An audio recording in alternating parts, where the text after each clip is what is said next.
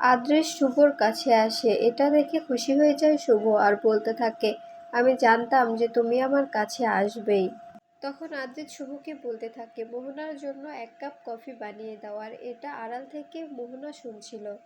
এরপরে শুভ মোহনার যত সব পছন্দের খাবার আছে সেগুলো বানিয়ে ফেলে, আর মোহনা খাবার বসার সময় শুভ যে চেয়ারটাতে বসে সেই চেয়ারটাতে বসতে দেয়। তখনই পাশ থেকে রঞ্জিনী বলতে থাকে এইটাতে তো শুভ বসে। তখন মোহনা বলতে থাকে আজ থেকে শুভ যেখানে যেখানে বসে সেই জায়গাগুলো সবই আমার, আমি বসবো। এরপরে শুভর বানানো খাবারগুলো মোহনা টেস্ট করতে থাকে আর বলতে থাকে, না, এখন আর আমার এসব খাবার খেতে ভালো লাগছে না, আমি বরং অনলাইন থেকে কিছু খাবার অর্ডার করে নিই। আর আয়ান আর আমি ঘরে গিয়ে খাবারগুলো খাই।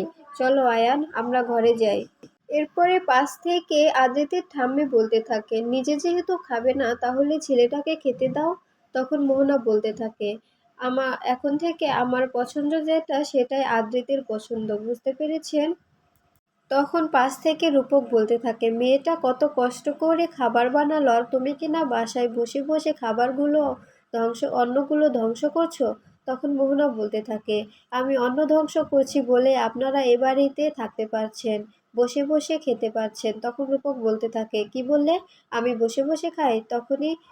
তখন পূরবী রূপককে থামিয়ে দেয় আর মোহনাকে বলতে থাকে যাও তোমরা ঘরে গিয়ে পিৎজা খাও। এরপরেই দেখা যায় মোহনা আদ্রিককে পিৎজা খাইয়ে দেয় আর বলতে থাকে কি ব্যাপার আদ্রিক, তুমি ডিভোর্সের ব্যাপারে কি ভাবলে? তখন আদ্রিক বলতে থাকে আমার একটু সময় লাগবে। তখন মোহনা বলে বেশি সময় নিও না, তুমি কিন্তু জানো আমি কি করতে পারি। তখন আদ্রিক বলতে থাকে হ্যাঁ জানি, বেশি সময় নেব না, কিন্তু আমাকে একটু সময় দাও। তখন মোহনা বলতে থাকে হ্যাঁ সময় নাও, কিন্তু বেশি সময় নিও না, তাহলে কিন্তু ভালো হবে না। এরপরে আদ্রিত বলতে থাকে তাহলে তুমি ঘুমিয়ে যাও, আমিও ঘুমাবো, গুড নাইট, এই বলে যেতে চায়। তখন মোহনা বলতে থাকে কোথায় যাচ্ছ তুমি?